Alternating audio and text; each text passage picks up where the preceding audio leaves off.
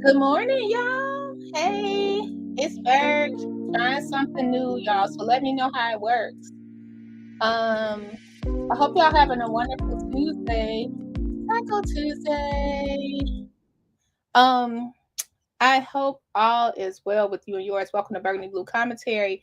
We talk about what we want to talk about when we're ready to talk about it. So, y'all, I was just like, trying to stay on the consistency train, and it was a couple of things I was talking to my friend about, and I want to bring it up here. But we're going to be doing a couple of things over here. We're going to break down coming up this week. We're going to break down, break out LNC Shay's YouTube case. We're gonna try to do it over on TikTok if we can. I have a friend. We're gonna try to do a live stream, so I'll let you guys know, and then we'll do it over here. Of course, we're gonna break down the LNC case.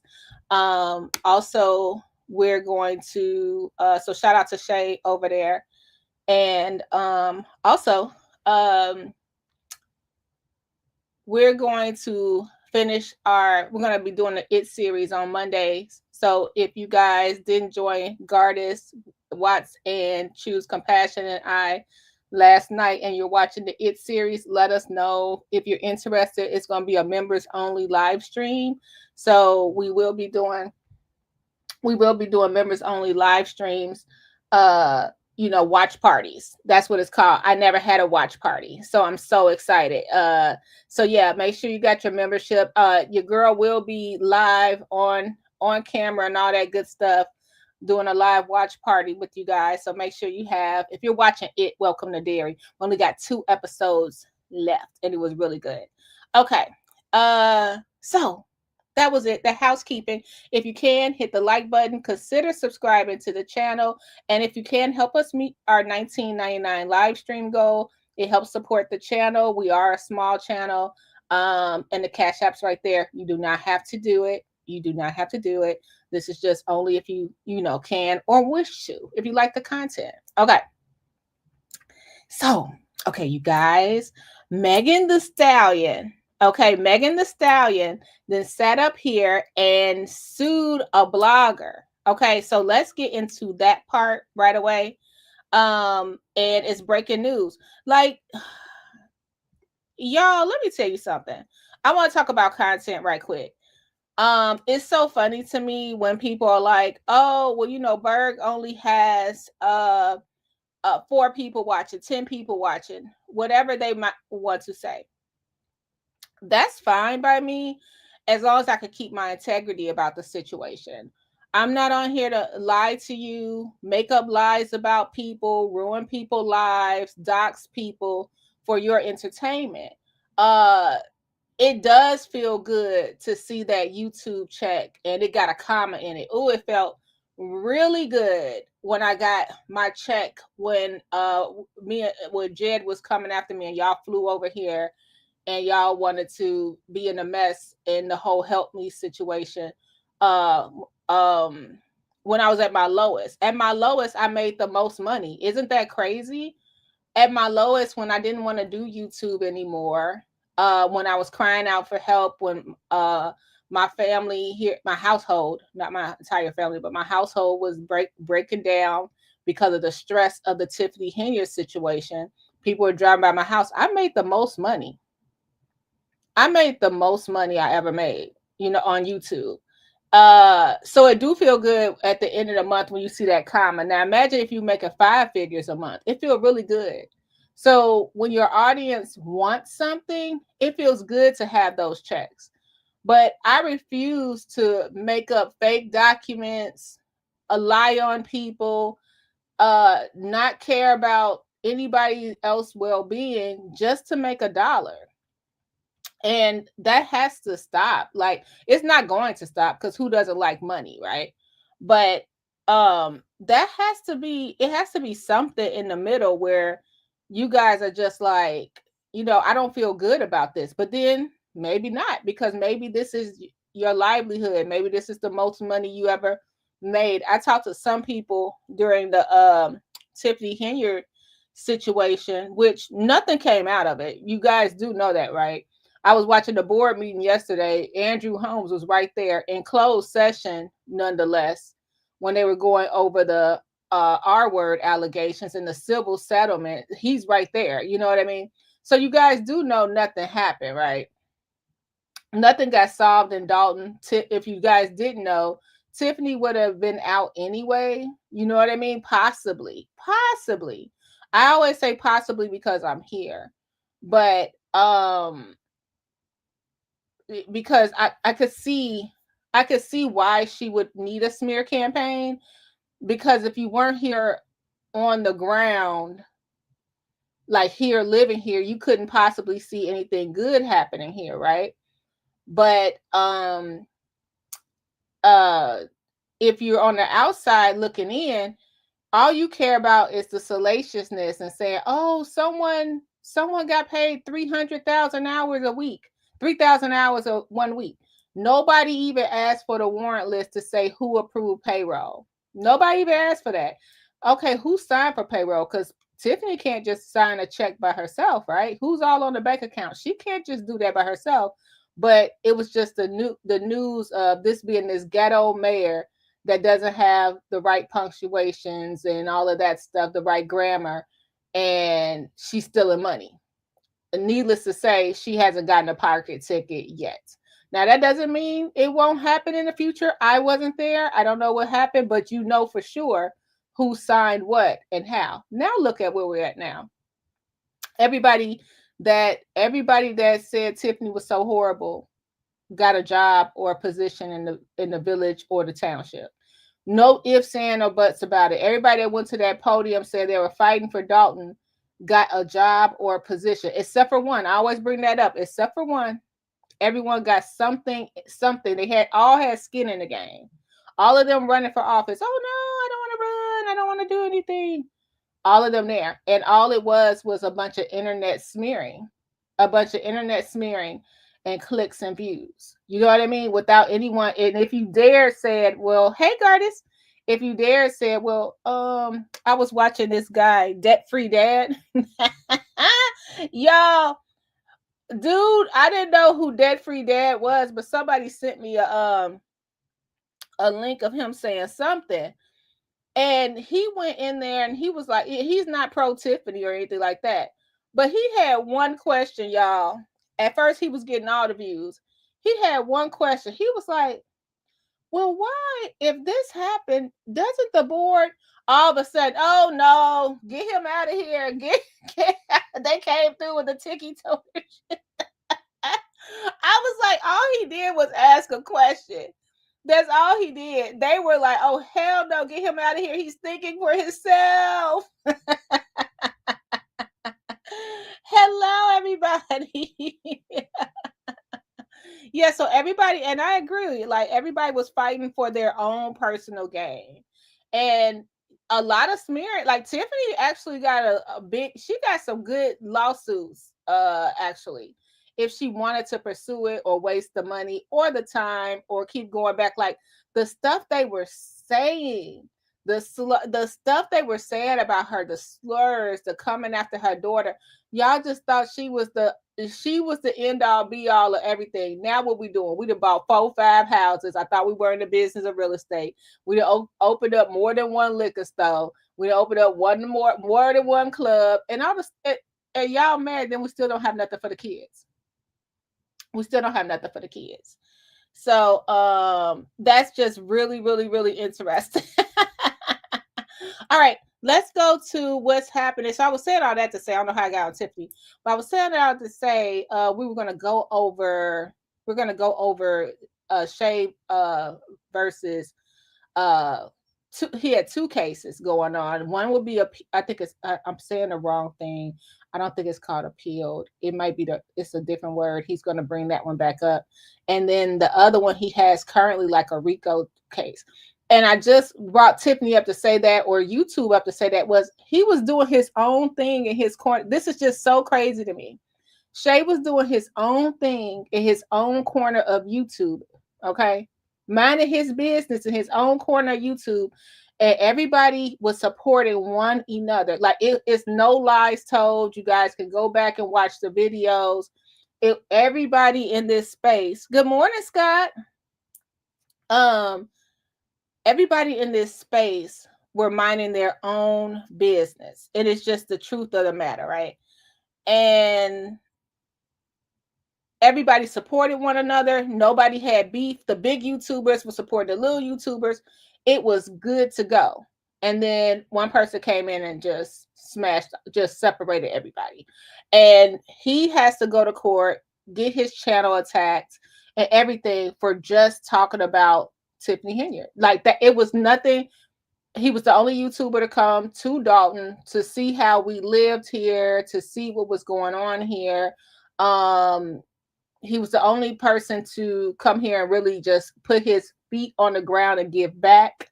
We saw that live, even though it was a lot of things he didn't want us to see, but people came out and just was like, man, this is what Shay did for us. You know, this is what Shay did for me.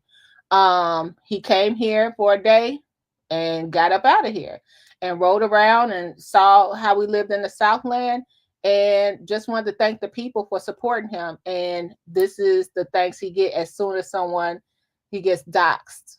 His wife is on the internet. His babies are on the internet. All of that in the name of Tiffany Henyard, because he didn't fold. He didn't bend. He didn't do what they wanted him to do. So they doxed him. They lied on him and more. So a lot of more people are not taking this. They're going to go ahead and sue, whether they're going to win or not. They're going to sue. They're going to give it a try. And that's what Megan Thee Stallion did. Like, this blogger just went out and straight lied on her. So let's watch this.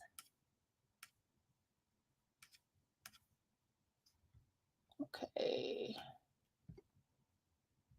Breaking news to bring you: a jury has now found social media commentator and blogger Milagro Cooper guilty of defaming rapper Megan Thee Stallion during the trial.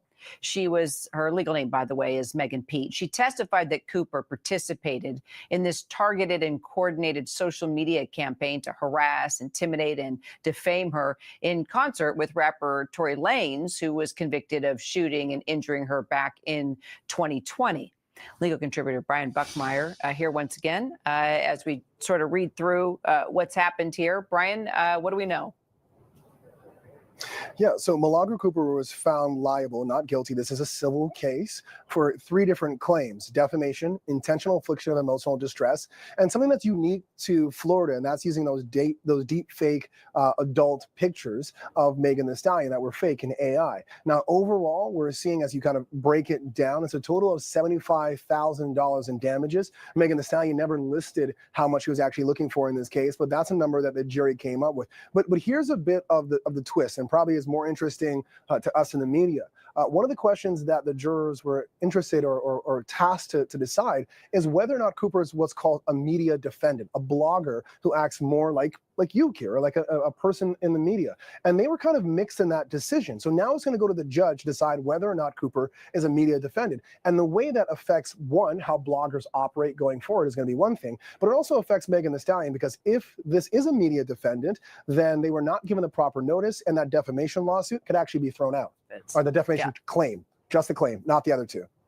All right, Brian, thank you. We can always count on you for breaking news. Sorry, I was a little caught up in Megan Thee Stallion's outfits there. Another headline to this story. she clearly she's going to have a big magazine spread for all the suits. Looking pretty sharp there, showing up to court. Brian, thank you.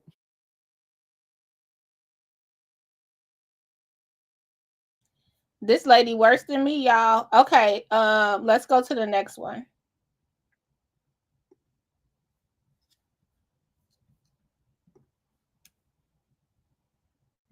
In rapper Megan Thee Stallion celebrating a victory today after winning her defamation civil suit against blogger Milagro Grams. The musician, whose real name is Megan Pete, sued that blogger for playing up a sexually explicit AI-generated video of her. But tonight, that blogger is ordered to pay up.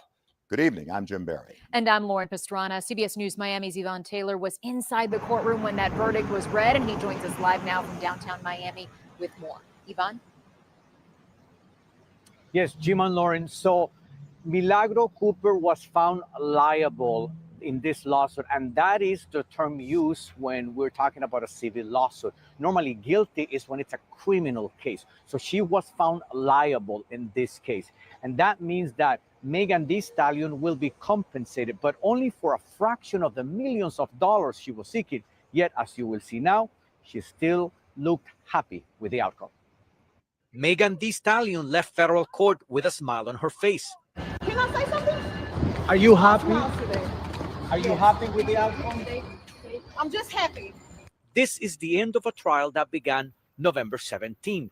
Megan Pete, the rapper's legal name, filed a lawsuit in October, days after a new Florida law went into effect. It allows people whose images are manipulated, as in AI false pornography, a way to sue those responsible in court. That's what this case was all about. Her lead attorney, John O'Sullivan, also came out smiling. All good. Terrific. Sullivan stated Megan Pete suffered emotional distress because of the AI deepfake video. The rapper testified it caused her to seek intensive mental health treatment. That cost her $240,000. She even wondered if her life was worth living. She said she also lost music contracts worth approximately $4 million. The jurors answered 16 questions to reach out the verdict. They said yes to Milagro Cooper being liable for defamation. She should compensate Megan Pete. But they also said that Milagro Cooper was treated as a member of the media. Thank you guys for coming out every day. Milagro seemed relieved with the verdict. I just want to thank all the jurors, everybody who participated, and I'm happy it's over. At the end of the day, it was not a complete win for any side. It's a trial. This is what happens in trial. Are you happy then with the outcome?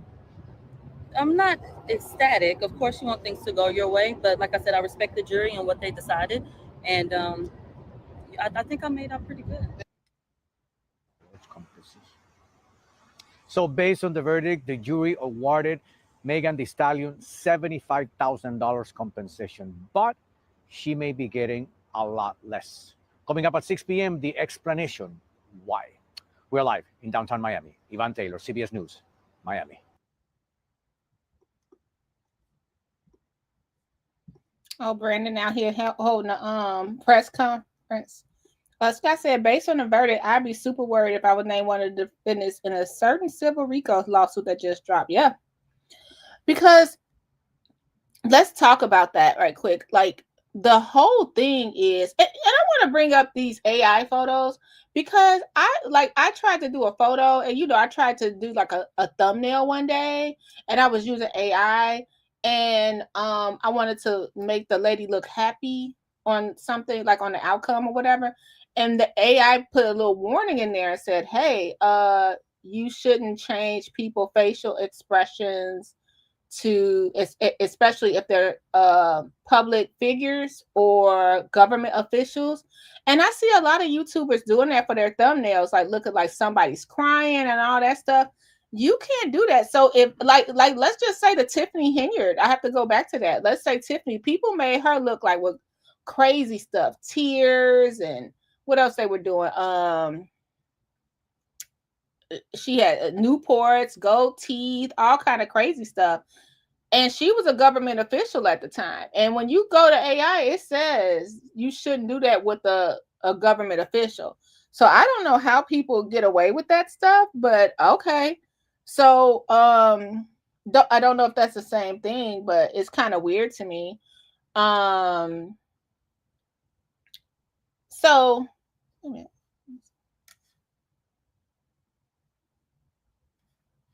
why do I feel like I lost you guys? Okay.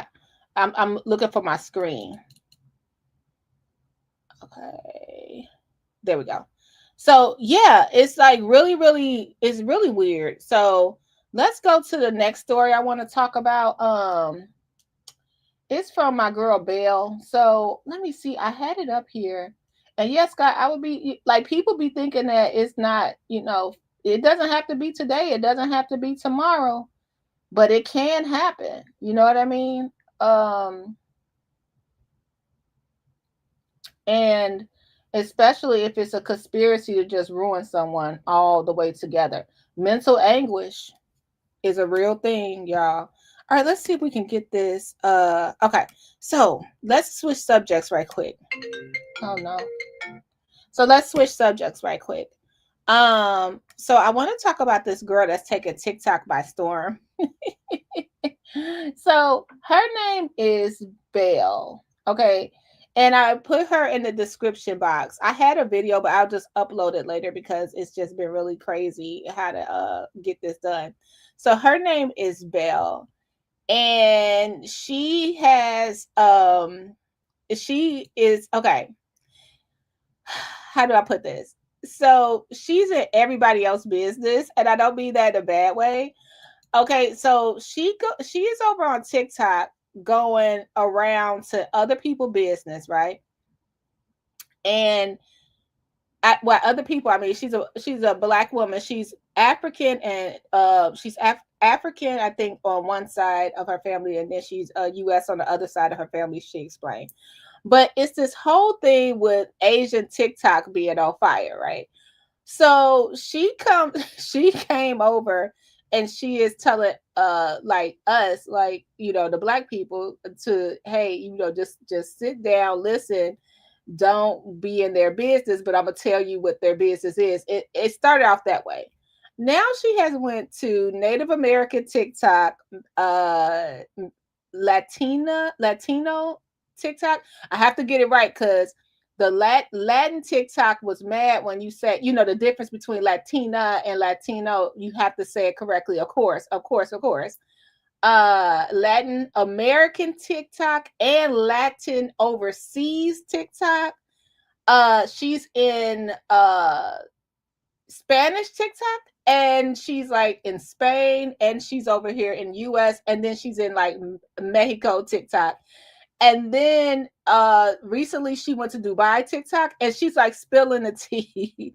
So nobody copy her, please. Like, she's blowing up on TikTok because what makes her so special is like when she's talking about Asian TikTok, like Vietnamese people will come over and say, girl, you are cracking me up. Or if she's talking about Latin TikTok, they'll come over like, I'm watching you just to get the tea because it's true. And it's really good. And they were talking about basically how other cultures view Black people or white people, and how they feel about each other, and how colorism is in these other nationalities. When she got to Native American TikTok, I was shook. I didn't know that was a whole thing on how they felt about allegedly. Like, all of this is alleged because she's over there just spilling the tea, and then the people will comment under and say, this is true, this is not true, and how the generational difference is. Like, for instance, she was in Latin TikTok, and she was saying how allegedly cheating is not an issue. You know, so some of these things are what they're saying out loud and their culture amongst amongst themselves. And Latin people come over there and say, no, that's not true. That was like the older generation. Us, we don't play that. And it's just such an interesting conversation because some of these stereotypes, and she does Black people too, but some of these stereotypes exist, right? And people run with stereotypes. Then sometimes these cultures, really, they're going through real life stuff and we're oblivious. So it brings this conversation. Let's start with the H Mart situation. You guys ever shopped at H Mart? Put a one in the chat if you shopped at H Mart.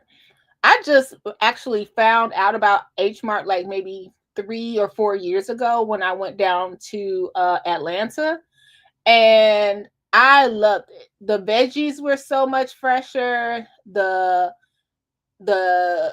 produce was fresher. It was more exotic, meaning I had more choices. Like the grapes had like 25 different kind of grapes. The pears were like 30 different pears. It was just so much. I tried new fruits for the first time. That's the first time I tried baby cucumbers. I didn't even know baby cucumbers was a thing. I know I have to get out more, but I was like, they're little bitty cucumbers. I love it. Different meats, different fishes. I learned so much because I live in a predominantly Black neighborhood. So the vegetables and the meats are what I'm used to. Soul food, not to say all of it, but like soul food. And you got your greens, you got, your vegetables, you got your yams, they put more of that out front. Whereas sometimes I visit the Polish neighborhood is different. You visit the Latin neighborhood is different. You go to the Asian neighborhood is different. Everything's out front. You know what I mean? Oh, you were just there last night, Scott? Oh, nice. So they were saying how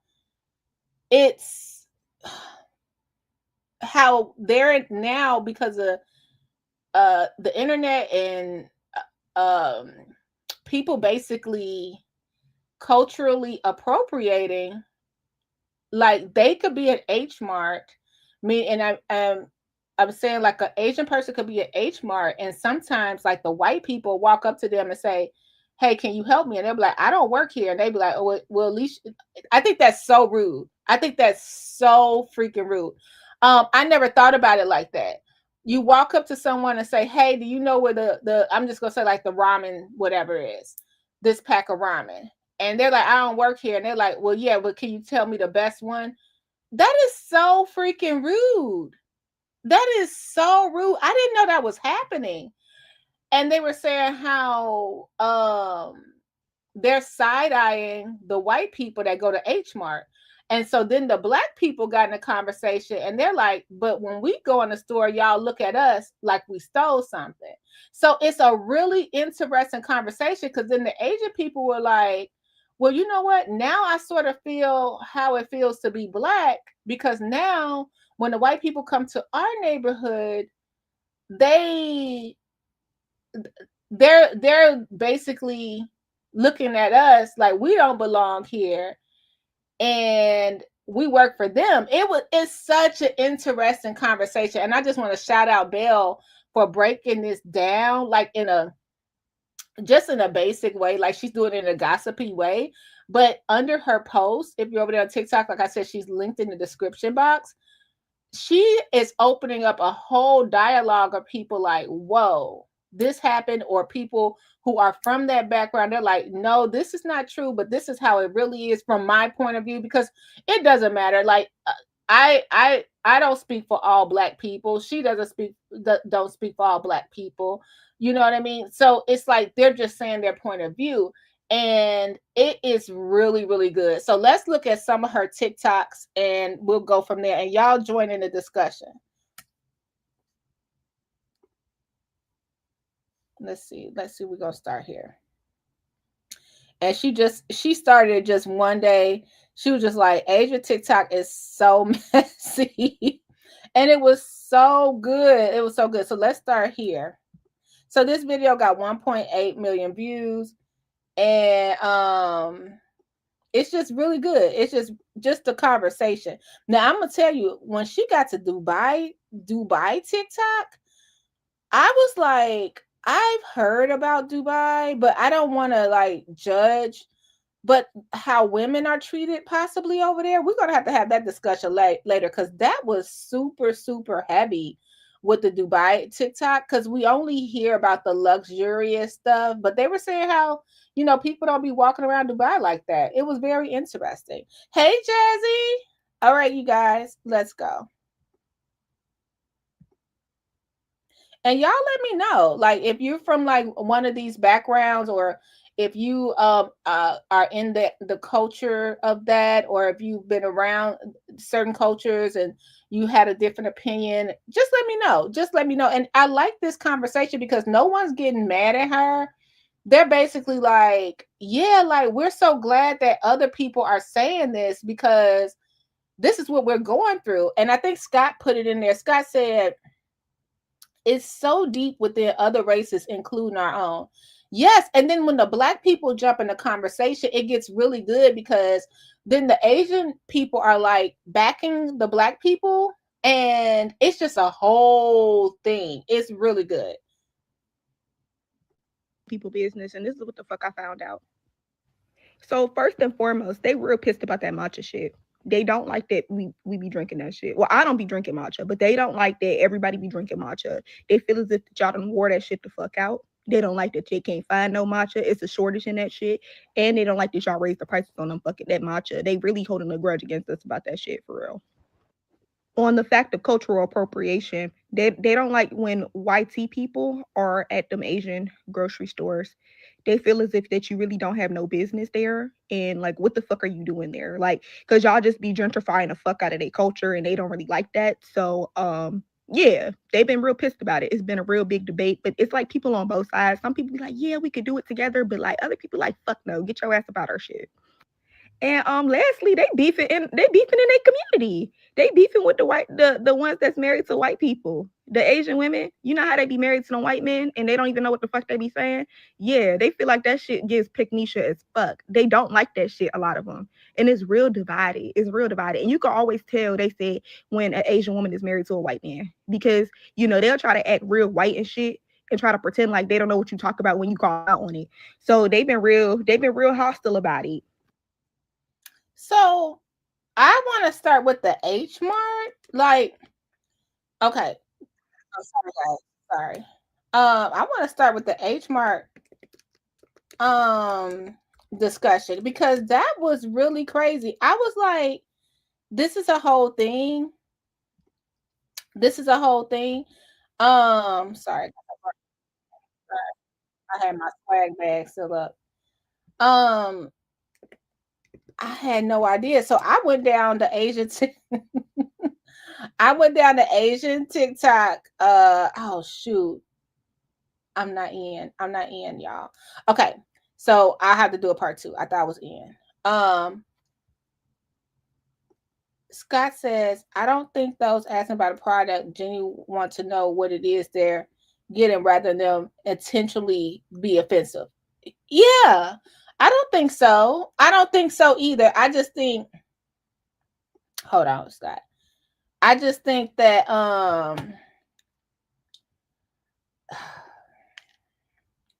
Scott, why you gonna get me in trouble? I don't think it's intentionally to be offensive. I think it's almost like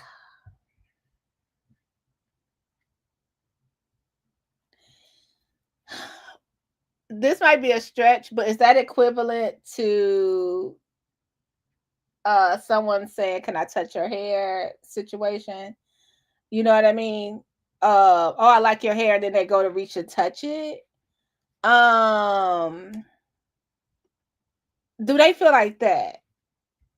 I don't know. I don't know.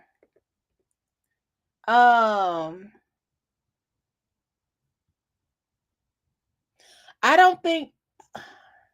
See, that's why I sit back here and shut up. I could tell you, I could tell you, I'm gonna sit back here and shut up because I can't speak for them. Because if I'm sitting over here and okay, this is what I want to say. See how confused I can't say it freely. So I'm sitting over here saying I would ask.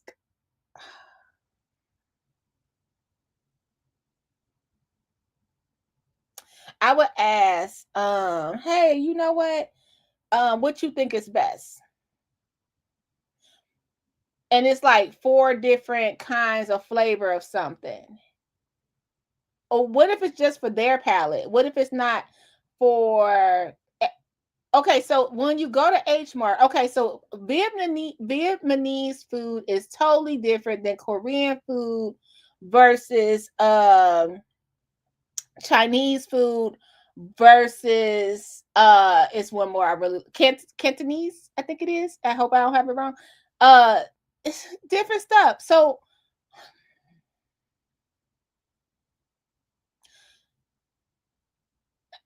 that's like, okay, for me, on Thanksgiving just passed, one of my friends make her cornbread with Jiffy Mix. One of my friends make her cornbread with Martha White, and I make my cornbread dressing with yellow cornmeal, right out the sack. So if you're in a grocery store and you're a white person and you see all three of us in different aisles, and you ask us what you make your cornbread dressing with, we got three different answers. Do that make sense? Like, I think it's that. And as Scott said, honestly, if someone's genuinely asking for help, I think it's a sign of humility. I think so too, because, and then maybe, and then you know what? Maybe it's the people you encounter and how they ask. You know what I mean? How they ask. You know, maybe that. Maybe they found one person that was just rude and didn't ask correctly. Because I will say I don't see a problem asking, but I'm not there. I don't have a grocery store just for me. You know what I mean? I just don't have a grocery store just for our culture or anything like that. So it's something different. Something different. Yeah, it's totally different. It's totally different, Scott. Okay, let's go to one of the Asian TikTok. Okay, let's see what she has to say. I'm watching this for the first time with you guys. We're going to Asian TikTok now. That keeps coming up on my For You page, and basically she's this Black creator that keeps coming up on my For You page, and basically she's been trying to stay tapped in to all the beef and gossip that's been going on between like the Asians and Asian Americans on TikTok. And I love her content because she's basically keeping tabs on the tea and then spilling to her community. And honestly, I just personally love gossip, so I think it's just so fun when everyone is like also trying to chime in and see what's going on. And it's also because not a lot of people be giving a fuck about what we're doing. Like us Asians, like we're kind of in our own bubble. And the thing I love about this the most is that other Asian creators are now like stitching or duetting her and like letting her in on the tea, like keeping her updated. And honestly, it's like helping me stay tapped into. And what I've realized is that like us Koreans, we are the problem. Like we are most definitely the problem. Like I can admit it on behalf of our community. Now, I will say, I feel like Japanese people are like objectively more problematic given like the colonization and everything, but they're so quiet and sneaky about it. Like they just go under the radar low key. But Koreans, we be like problematic and loud as fuck about it. And it's because we have an inferiority and a superiority complex. Like we have an inferiority complex because we've been like colonized and brutalized by everyone. But then we have a superiority complex because like we lived through it and we're like thriving now. And you know, I'm super fucking proud to be Korean, but I can admit like we got some problems. We got some inner work to do for real. So there's this Black creator that keeps coming up on my For You page. Y'all, this stuff is so, I don't know. Y'all let me know how you feel about this conversation. I absolutely been tapped in. Like, I have not really asked an Asian person or, you know, hey, you know, an Asian American person anything about, like she said, like we've been colonized and all. I haven't asked. I never researched. I never a Korean person like sat down and said like so like what happened to you in your history? Like I know about our history. I've never done that, and that's what the discussion is kind of opening it up from all these different point of views, and it's really interesting. I think Belle did a great job, and yes, all the Asian, a lot of Asian Americans are stitching her, and they're like giving her all the tea, like from their point of view, no matter what part they're from, southeast or Asia. So, hold on, sorry guys. I'm on the wrong one. Sorry, I'm at the wrong one. Let's go to the next. Hold on. Let's go to the next one. So okay, let's go to one more. She's getting like millions of views talking about this, and the people are talking about Southeast Asians versus North Asians. And I need to pull out a map and go through all of this. And then on top of that, if you're Asian and married to a Black person versus if you're Asian and married to a white person, and if you're an Asian man married to a Black person versus it, because we know in our community it's totally different. We talk about that too. Like, okay, so if you're a Black man married to a white woman, people look at you one way. If you're a white woman married to a Black man, they look at you another way. That's sort of the discussion they having. And it's so crazy because I was like, y'all got that issue over there too? It's crazy. It's crazy. Brandon said, I've heard different Asian American ethnic groups talk about one another. They're mean with talking about one another. This is crazy. This is really interesting. Okay, let's get back over to Belle. Thanks, Brandon. Scott says, when I lived in Thailand, I noticed there was a large percentage of the population that was darker brown skin. But on TV, you mostly see where they're very fair-skinned Asians.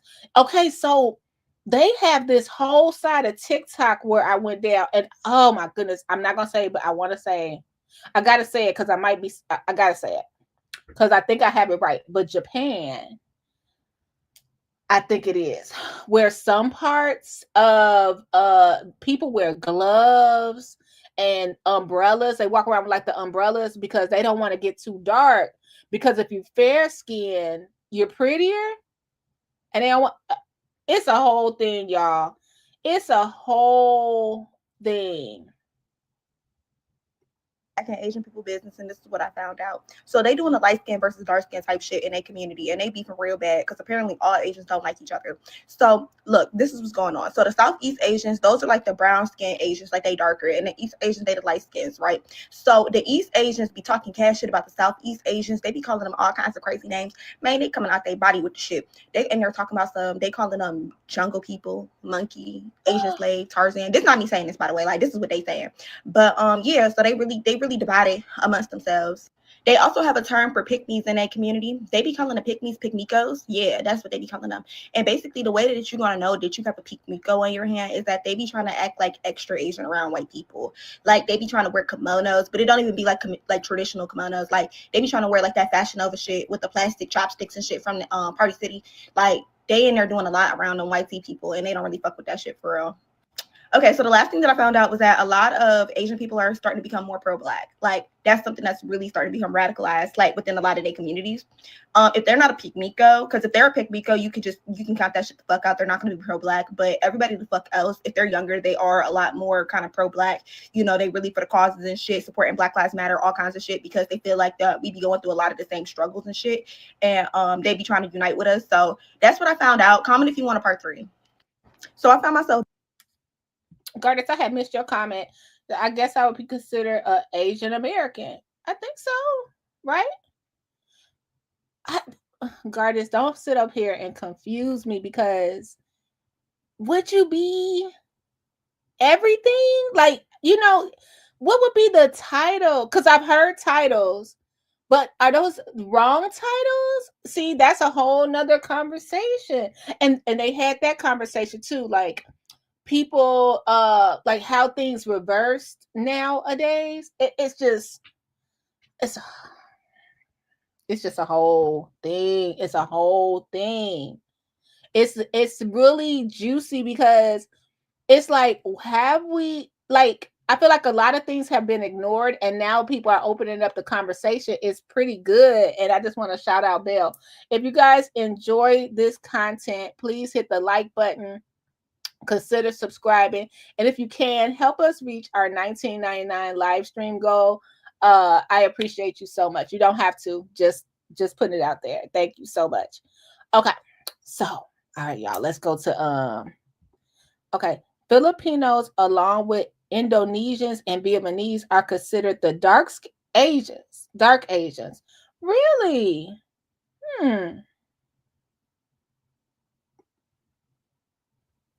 And Scott, I only seen Thailand like on 90 Day Fiance. Oh my goodness, it was a lot going on over there. Really pretty too. Oh, you can't see. I think, Okay, so Scott, I think I'm trying this new thing out because I couldn't see you either. So I'm trying this new thing, y'all. We got the phone view, and then we got the landscape or the portrait. So I think Gardis is over there. I'm trying it, and I don't know if I'm doing it right because y'all can't see each other. So I have to put it on the screen.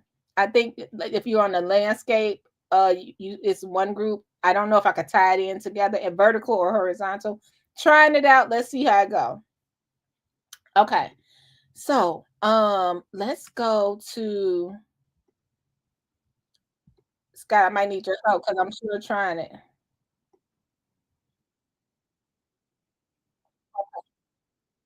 All right, let's go to one more. She is so good. Now we're gonna go to Latin TikTok too, because she went over there. She is so good. Back you the fuck in. So look, I'm back in Asian people business, and baby, I got the 10 and it's piping hot.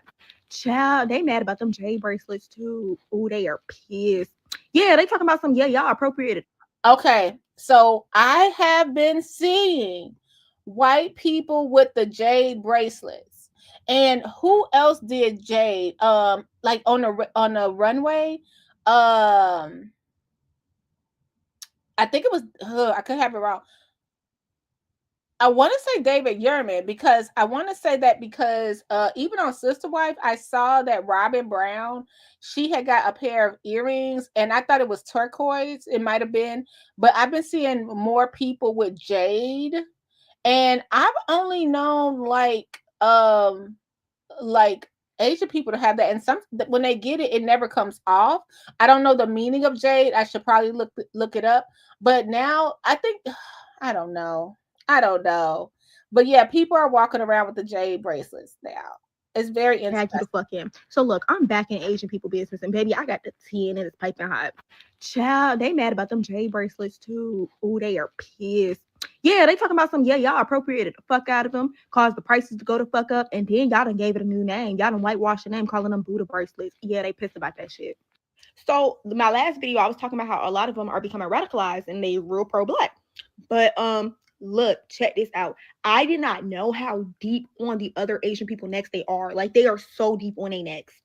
So them radicalized Asians that's real pro-black, they're upset with the non-pro-black and pro-Asian people because they feel like they really want to be white and they real whitewashed, and they're calling them out for being anti-black. They're basically saying, like, how the fuck are you anti-black when y'all appropriate the fuck out of black people culture? Like, y'all be using all they slang, listening to all they music and shit like that, but you're anti-black. Is crazy ass work, and they have not let up off their necks. Like, it's real deep. It's so deep to the point to the ones that are married to white people, they're talking shit about them too, talking about how you so Asian and yet you let your white husband talk shit about Asian culture. Like, the white people that be married to Asian people, they be talking cash shit about Asian people and they don't do shit. Like, they just sitting there taking that shit. They be talking about their food, their culture, how they can't understand them, all kinds of crazy shit. But make sure you comment because a part 4 is on the way. You don't even have to comment because So, okay, wait a minute. Let me see if I got it. Because it was a girl. She was talking about, hold on, let me see. She was Asian.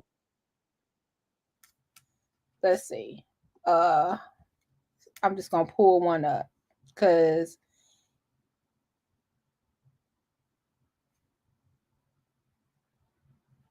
let's see. All right, this is the same girl, but let's go to her.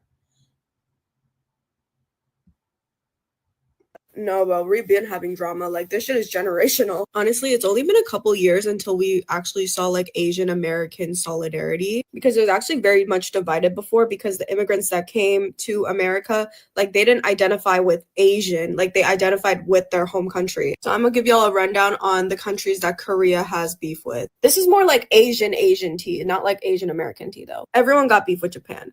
They colonized the fuck out of everyone. And to this day, they act like they didn't do shit, so we hate them. But I also want to separate them from the Japanese Americans who came to the US before World War II. They don't have anything to do with Japanese imperialism, and they were ultimately the ones that were sent into internment camps during World War II. But Japanese people in Japan literally act like they don't know what the fuck happened. And I think it also has to do with the fact that like Japan literally doesn't teach this shit to their citizens about the shit that they did. But Japanese culture overall is just extremely hush hush. Like they'll be super nice and polite to you in your face while simultaneously having these really bigoted ideologies, but they'll never show it to you to your face. There's a lot of discourse between a lot of East Asian Americans regarding like where certain things that got popularized originated from. Like things like matcha and tanghulu, they had like a huge discourse on TikTok about it. But the discrepancy here is that this is not actually argued within Asia. Like matcha is known to be Japanese, right? But everyone in Japan knows that matcha originated from China. Same with tanghulu. Like everyone in Korea knows that tanghulu is Chinese because it's not even a Korean word, but it gets branded as like this trendy Korean snack in the West because a lot of people eat tanghulu when they like visit Korea because there's a ton of shops for it there. There was also a brief discourse about kimchi, and I will like to say as a Korean, I acknowledge that there is like pickled fermented cabbage in China, but like the culture to literally ferment and pickle everything and turn it into kimchi was originated in Korea. But honestly, I just feel like this whole discourse is kind of pointless because technically everything comes from China. Like literally, like we all used to come from China. I believe Filipino and Vietnamese people also have beef with Koreans. That's because Korean soldiers were like helping the US in the war and stuff like that. So they like did some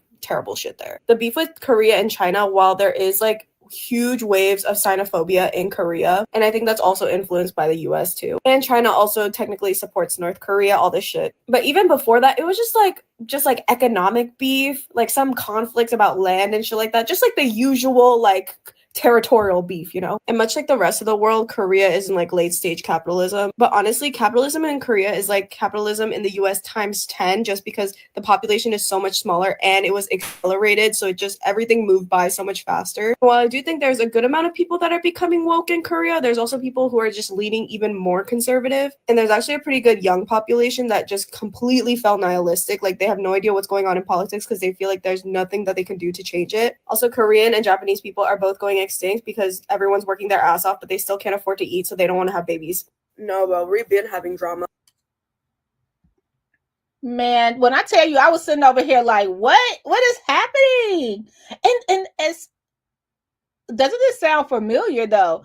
Like somebody had commented like okay, Japan is like the America of, you know, is like America or something like that, or England and all that. Like that is crazy. I had no idea this is what's going on. Not to say everything is factual, but I love to hear the history.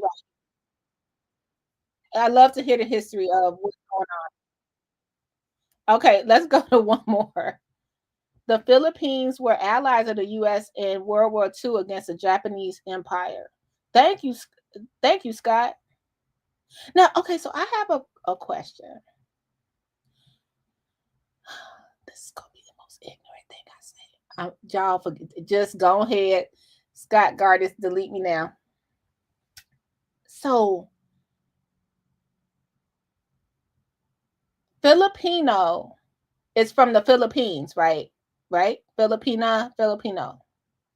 But the Philippines is spelled with a PH. And then when we talked about people in the Philippines, we use a F instead. Is it a significance to that? Like, why do we not say, you know, and my sound is so, it's so much. It's so much. We can't even go down this rabbit hole, which makes me want to go back to history because we were talking about some historical stuff back in the day and we got off of it going into Dalton. We got to go back down. We just got to go back. We got to go back to the history chat we used to have. And thank you, Scott. I'm putting this on this long list we had. They were allies of the U.S. in World War II against the Japanese Empire. I want to talk about some of this stuff. I want to talk about some of this stuff and how the Black U.S. soldiers went over to fights and I just want to talk about some of this stuff. Like, it's just interesting. Okay. And how it affects us today. Let's go to one more. Get out of these Asian people business. They my cousins now. But look, I got some more tea for y'all. Child, they done got a new name for the pygmicos. They not just calling them pygmicos no more. They calling them green tea bitches, all right? Those the same pygmicos and green tea bitches. Yeah, they got a new name from those. They also saying that like they don't like the fact that when they was younger they would bring their little Asian food to school and shit, and y'all would talk shit about them. And now all of a sudden everybody want to do that Asian shit now. Y'all all. Oh my goodness. Okay, so I did go over there to that side of TikTok, and yes, the Asian people were saying how when they would pack their lunch and stuff, and they would open their lunch in school, how they would be made fun of and stuff like that. And then one girl was saying how she would trade her lunch, her home cooked lunch, for like peanut butter and jelly, which is not real food, right? But she would have veggies and all of that stuff on her plate, and they would make fun of it.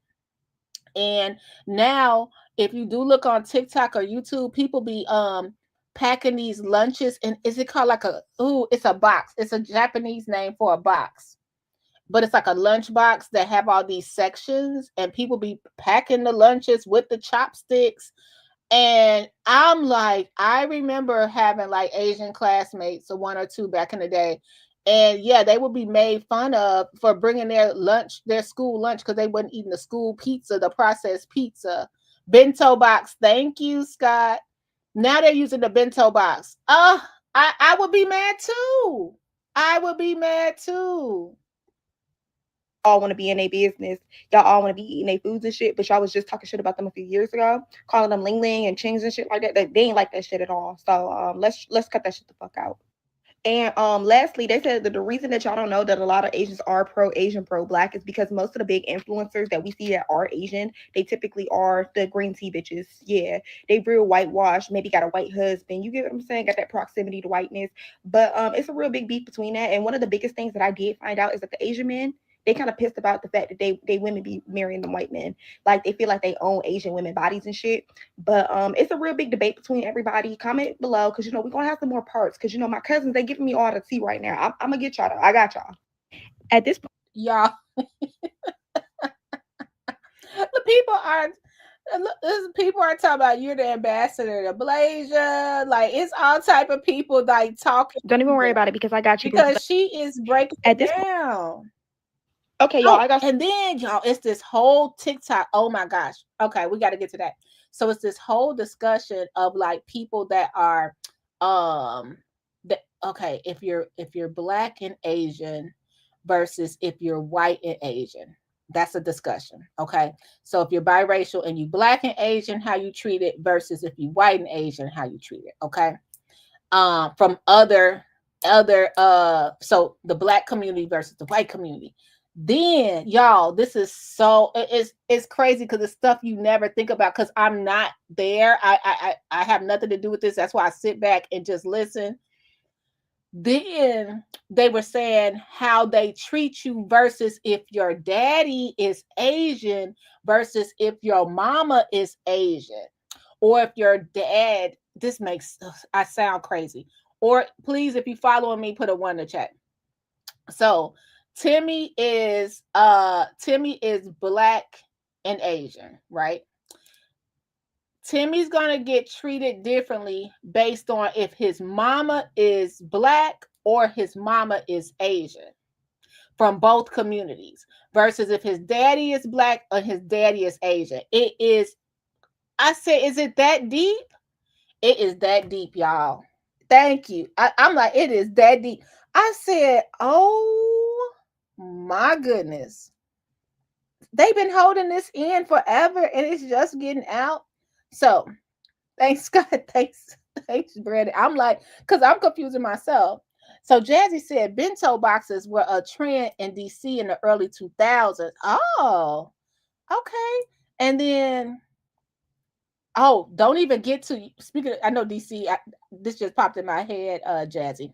Not even close, but they were saying how San Francisco, don't even go. Don't go to that side of TikTok of like Asians in San Francisco. It's a whole nother world right there. It's a whole nother world.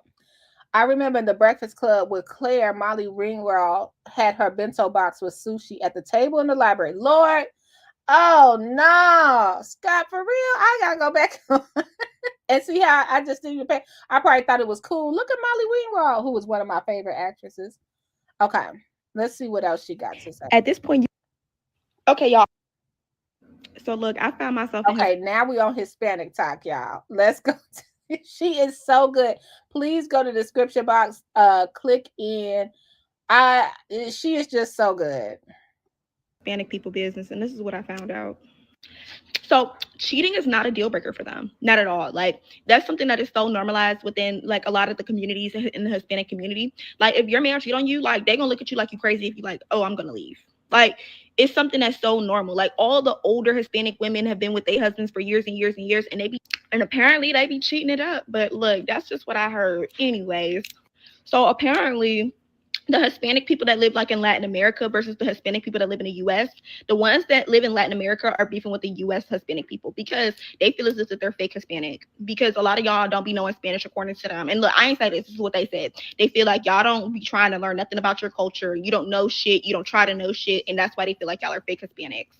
Okay, the last thing that I found out is that they are very, very pissed about this whole deportation thing, which is normal. Like I would be pissed too personally. But look, this is what they're saying. So, and lastly, they really upset about that whole deportation thing, which is understandable because, you know, me personally, I would be upset too. But what they're saying is that they felt as if that y'all was real fake because y'all was just appropriate in a culture a few years ago. You know what I'm saying? All out there drinking the horchata, you know, just doing shit that you know you don't be doing normally. And then when it came time, you know, to stand up for them, they didn't feel like nobody stood up for them. But that's just what they're saying personally. Comment if y'all want a part 2. Now, that is something because, yeah, I would be mad too. Like, it was cool to be Latin last Okay, y'all, I got some more tea and it was cool to be Latin okay, so last week, but it's not cool now because of the whole thing, which I'm just the stuff going on here in Chicago, that's all I see, unfortunately. And I just think this whole ICE situation don't even get me started. Okay, she went back to Asia TikTok. Let's see what she's talking about. I just got finished talking to my cousins and them, and look, I'm still in Asian people business. Look, this is what's going the fuck on.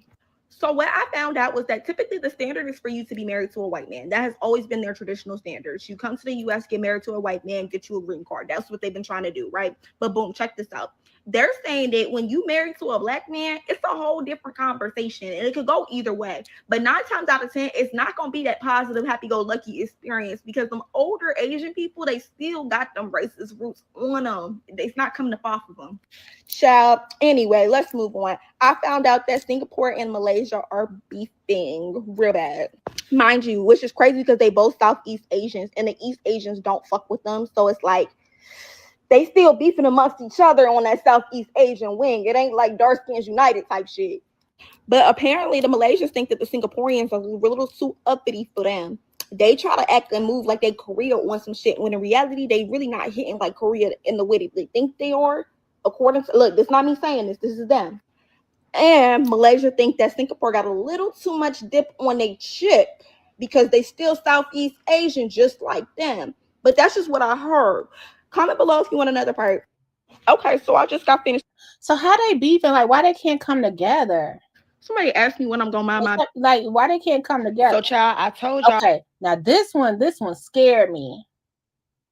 Now she went to Dubai TikTok, and I heard some of these things, but I haven't been to Dubai.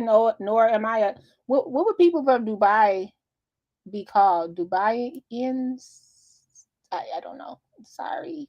But I do know that Dubai, I do see like when the people from over here, when they go to Dubai, it always looks super, super rich and luxurious. Like, I know it was a whole thing where everybody wanted to go to Dubai here in the Midwest, and then everybody wanted to go to Greece in the Midwest.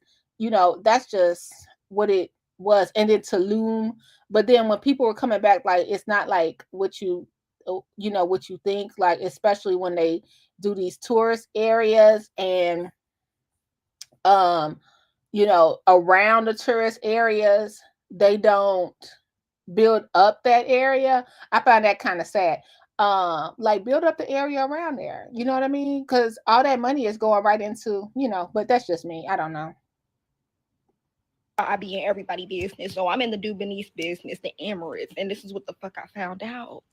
So Dubai is known for a little bit more than them little chocolates, okay? Apparently, and I ain't say this, that's what they said. They said that they be having slaves in Dubai, that they be having the people from Southeast Asia, you know, our cousins, they be bringing them up there to Dubai, and they be making them work, and they take their passports, and they can't go home. So that is crazy. And so I was over there on Asian TikTok, and they were talking about that, like how people go to Dubai and they end up being service for like 30 years. And I said, no, that can't be right. That can't be right. But what? And I ain't say this. Like I said, this all alleged. This is just the gossip they have over there on TikTok, y'all. That's what they said. They said that they be having slaves in Dubai, that they be having the people from Southeast Asia, you know, our cousins, they be bringing them up there to Dubai, and they be making them work, and they take their passports, and they can't go home. So yeah, that's what they be doing over there. So the next thing I found out is that, you know how they make it seem like they be hella people all out in Dubai and they be out having a good time and shit. That shit is not true. They said that in Dubai, like, because it's really for rich people, they don't really have a big culture. So there's really like nobody typically just walking around on the streets. Like, the streets be empty as fuck. Not to say that there don't be shit to do out there. It just don't be a lot of people out there. Okay, so the last thing I found out, besties, and the first one is, it's two things actually. The first one is actually pretty common, that a lot of women go out there to be like, to do like sex work, and they end up being human porta potties, which a lot of people already did know that. Like, that was really, really big. But the thing that they're not talking about is that all women in Dubai have a risk of being human trafficked. Like, it's so big over there. And if you break the law, that gives them an excuse to try to human traffic you. So if you go over there as a woman, just make sure you follow all the laws. So that is crazy. Somebody asked. Okay, so I just got finished talking to my cousins, and look, I'm still in Asian people business. Look, this is. I want to go to Scott comment. Dubaians. Chu said 0 interest in going to Dubai. Chu said about. See, I have to go. Like, now I can see you guys both. Sadly, that's true. It's a lot of forced labor. Gardis, I didn't even see you. Gardis said, I wonder if my life would have been different if my dad was Asian and my mom was black. Huh. I don't know. That's what they say. That's what they say in the streets, Gardis. That's what they say in the streets. My sister-in-law is Asian. Thanks, y'all. I'm sorry I didn't see y'all. Okay. Now I see everybody. Now I see. I just tried this out today. Okay. So let's see. At this point, don't even worry about it because I got you, boo. You don't even have to comment because I'm gonna tag you the fuck in. So hold on. Sorry, y'all. I want to go to the Native American TikTok. I was like, what?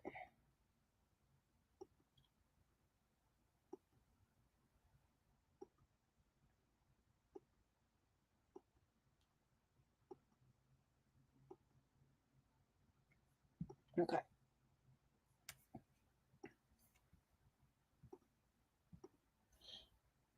We gotta do Native American and we gotta do African TikTok, because African TikTok is definitely different. Okay. So that's your Native American. Child, they said them reservations is messy as fuck. That's what the first thing they said. They was like, look, the reservations is ghetto as fuck. Everybody on they, y'all, so don't be mad at me. I've been sitting on this for a little minute now. But look, I've been in the Native American people business, and this is what they talking about. Child, they said them reservations is messy as fuck. That's what the first thing they said. They was like, look, the reservations is ghetto as fuck.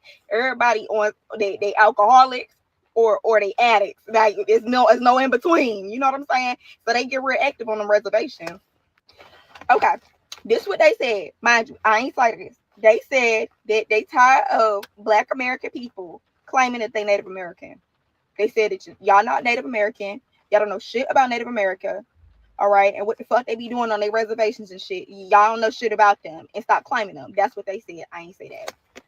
And lastly, child, I ain't even know we was beefing, but apparently they beefing with all the Black people. They beefing with us all. You get what I'm saying? They ain't fucking with us like that. Now, the younger generation of Native American people, they a little bit different, but the older ones, fuck no, they don't fuck with us. And they be appropriate in Black culture. That's what they said. They said they love that rap music. They be listening to that NBA YoungBoy. Yeah. But that's what they said. If y'all want a part 2, make sure you comment below. Okay, y'all. So don't. Okay, so the only Native American people I know, they came from, y'all, this is why I got mad at my business. That's tell y'all that time the lady found out my dad's name was Alfredo. And I was talking like Selena for a whole week. Y'all, that was the early Burgundy stories. We were talking about how you did the ancestry, DNA, and all that stuff. But anyway, you guys know my background, so I'm an adoptee. So when I found my biological family, you guys know, so we all have on one side of our family, we all have what you would say traditional Spanish names, if you will, I guess you would say, all of us. And I don't know who decided to name us this. Not all of us, because some of my siblings don't, but most of us got like Spanish names. And I was like, well, what you mean? We're Afro-Cuban or something, Afro-Cuban, right? So the lady was going through the history of our family, and y'all would have thought I was Selena Quintanilla.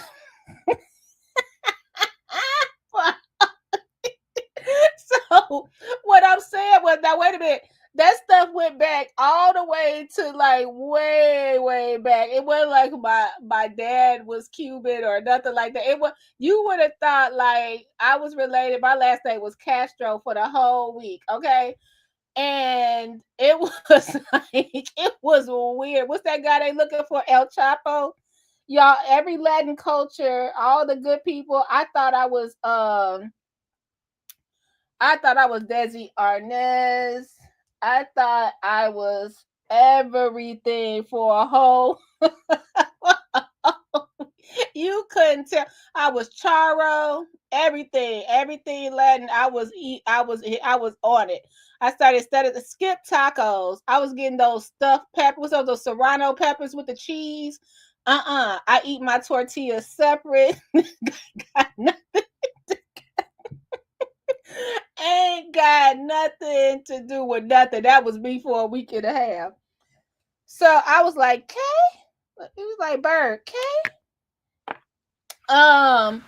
So so the only Native American Indian people I know are like people who are like, my grandmother is Native American. I haven't experienced meeting, sitting down, having a conversation with 100% full generational blooded Native American Indian person. Let me know if you have. I think that's pretty what Scott said, boy. Somebody get Scott for a whole week. Oh my goodness. I was like, no. See, y'all don't know what you take me off the flour, put me on the corn tortillas. Matter of fact, heat it up on the stove. But I have never had a conversation with a 100% full-blooded Native American Indian. Sat down and really, I would like generational. I haven't been to a reservation. I've seen it. I haven't been to a reservation. So I do know someone. She's in the same industry I am, and beautiful young lady inside and out. And her mom lived on the reservation still, with the whole where they give them a monthly stipend. Did you guys? I didn't know that was a thing. So, and I don't think they get enough. Like every month, her family gets money from the casino. I need. This is another story we need to talk about. The casino and the reservations. Like what is going on there? Like what I mean is, why can't they own their own? I know some people do, but how did like Hard Rock or Bally's or all these people take over their land and casinos? I would love to talk about that one day. But they get a monthly payment for the rest of their lives. Do I think it's probably enough? No, I don't know. But for that casino, whatever her family's a part of. And she tells us about, you know, some of the stuff going on the reservations. And one of the things I thought that was interesting that she shared with us was they don't have like, okay, they have to basically, okay, so they own the reservation part, right? But if something happens, they have to go outside the reservation and depend on the state law. And the people are really like kind of racist towards them. So I was like, wow, you know, so I learned that, and how, because her, she's biracial. So her mom is Indian, so her dad got to be, I guess, black. And she was saying how basically they don't respect her mother because she did get with a black man. And I was thinking, even when we talk about Thanksgiving, okay, I'm not trying to get too deep here.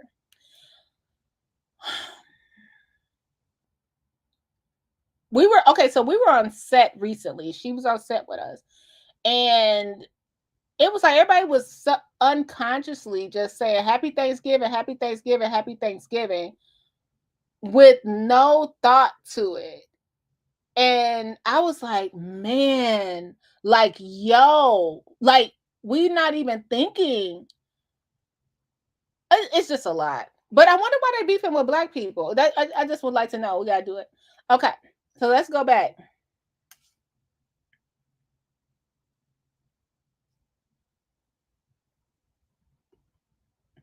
In the 80s, I watched West Side Story and I wanted to be Maria so bad.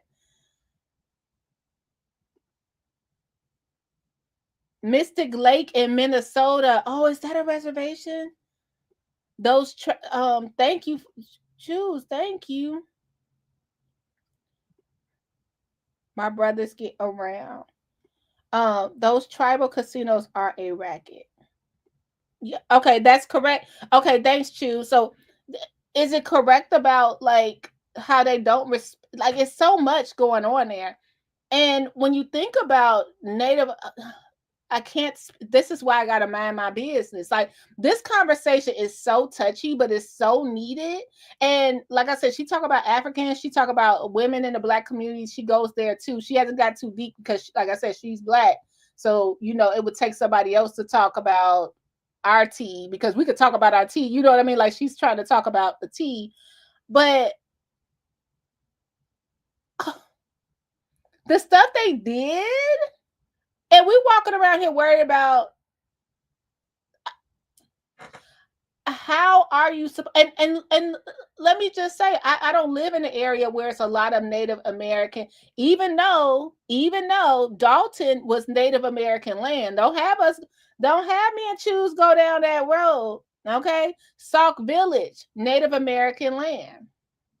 I remember my sister went to U of I, and U of I was what? The Fighting Illini, and their logo was Indian chief, right? And then they changed it later. That, can y'all think about all the logos that were Indian stuff? It was like a bake. I remember my grandma having a baking soda. Was it baking soda or baking powder? When you would go, it was something like that.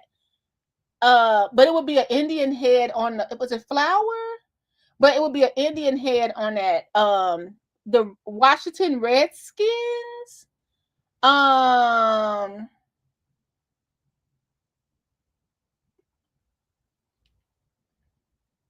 Yeah, the police are white people, yeah. And they would be racist to them. So you guys, so she shared this story. We're gonna have to go over it, but it's this girl. You can Google it because I'll talk y'all ear off today. Hit the like button if you hear with your girl. Hit the like button if you hear with your girl. Trying to stay consistent. So, it's this girl. Let me see if I can find it really quick.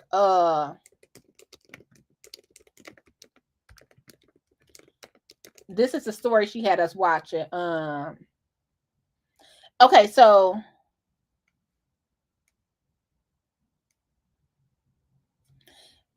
I don't see it right there. It's this girl.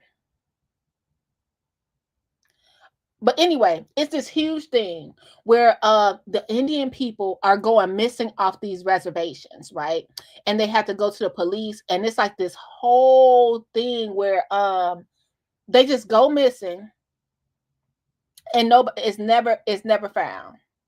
It's never found, and it started like 2022. So this girl, she got picked up by a car. Like she had her phone or something like that, and she was meeting somebody, and they picked her up, and nobody ever found her. It was like she was like 15. It's crazy. And then look, the older generation people. So like, okay, the older generation people, they come up missing out of nowhere. So like the first generation, and people saying, this is not me. I'm like, oh girl, this is not me. They're saying it has something to do with the money, because like whether you first, second, third, whatever deal it is, I'm not saying this, whatever, you get the most money off the sale of the reservation. And so they were saying that some of these people allegedly come up missing and it's never solved, right? And it's almost like, what was the name? It was this movie, Killers of the Flower Moon. Did you see that movie? Do I have it right? With Leonardo DiCaprio? Oh, Leonardo DiCaprio and what's his name with the Robert De Niro. If you haven't watched or read Killers of the Flower Moon, I hope I got it right. Choose, okay, Mrs. Just like Red Man chewing tobacco. Oh my goodness, that story is like a 3-hour movie, but it's a true story of how oh my goodness, y'all have to see it. So basically it was this family. Okay, so it was this tribe, okay? And I want to say they were in Wyoming or whatever. So they were just out one day, and they struck oil. So the white man came to town, said he was going to help them like monitor the business and stuff. But Native Americans back then had no rights. The women had even less rights, okay? So they had to go to the white man to basically ask for their own money. So basically this man came into town, and he was basically hooking all the single women up with other white men, because then the men were in control of the money. It was a crazy movie. And so long story short, if you kill off your spouse, what happened? You get all the money. The movie was, I couldn't believe this was happening to these people on their own lands. And they were super rich. And they were trying to go down to Washington and get people to give them their rights back. It is crazy. And basically, because they got together with like another race, they faded out their blood. Man, y'all, let me tell you, that movie was crazy. I cried like a baby. Scott said didn't see it, but somewhat familiar with the story. You saw it, Choose? I read the book, but I put myself in time out. It'll make you angry. But I wonder why they beefing with black people though. I don't know. So I hope that somebody else get her the answer. Okay, so let's go to one more. Did she go to Africa? Child, I found myself back in Asian people. Pop. Okay, y'all. So I'm back in the Hispanic people business, and word on the street is, and I ain't say this. This is what they said. They said that y'all look colorist over there. Yeah. Let's go to Hispanic right quick. I thought she was gonna talk about the Africans, but let's go back to Hispanic talk. Yeah, y'all be talking shit about the little darker skinned Hispanic people. Y'all be talking shit. And this is just, I ain't say this. Keep in mind, it's not me. They said that the Dominicans, they real texturous to them curls. You know where y'all be getting them blowouts? They be calling y'all hair nappy in the back. They do. They be talking shit. So the last thing that I done heard about, the Hispanic people or whatever, is that a lot of y'all don't fuck with the Mexicans. I don't know what they did to y'all, but y'all don't be fucking with them like that. Oh, my car is talking. Shut up. I don't know who messy or me on my damn car. Anyways, but they said that y'all don't be fucking with the Mexicans like that, and y'all don't be fucking with black people like that. I don't know what the black people or the Mexican people did to y'all, but y'all don't be fucking with them like that. But if you got some more tea, make sure you're DMing me. And if you want to keep up, baby, this was so good. Please go in the description box if you want to get more of her tea. She's doing it. She be cracking me up, and then the comments are even better. The comments are even better when the like the Asian people, the Hispanic people, the African people, when they jump in there and be telling her if she right, if she wrong. It is so good. So I just wanted to end the day there. Think about other people today, like when you. It's really interesting to just think about. And the black people are, let's say the black people are like, basically now y'all feel how we feel because it's colorism in our community. Okay. It's economic status. So whatever you want to say, like people think they better than each other if they drive this basis, if they drive that. Like I told, when I first started talking about Dalton, people didn't believe me. We are the only community that will sit here and call each other broke, dusty, like we ain't got a food pantry or two up the street. We the only community that our health is not a priority. You know why? Because if they catch you walking or riding a bicycle, you automatically broke. Oh, I saw Berg walking. I just don't want to walk to get my blood flowing. I don't want to do that. This is the only community, the black community over here is just like that. And it's really, really, really sad that we have to be like that. You broke, you dusty, if you do healthy things for your life. You know what I mean? Another thing, I know when I lived in Cali, it was frowned upon to drive. I worked maybe 12 blocks from the studio, right? When I worked there, 12 blocks, maybe 14.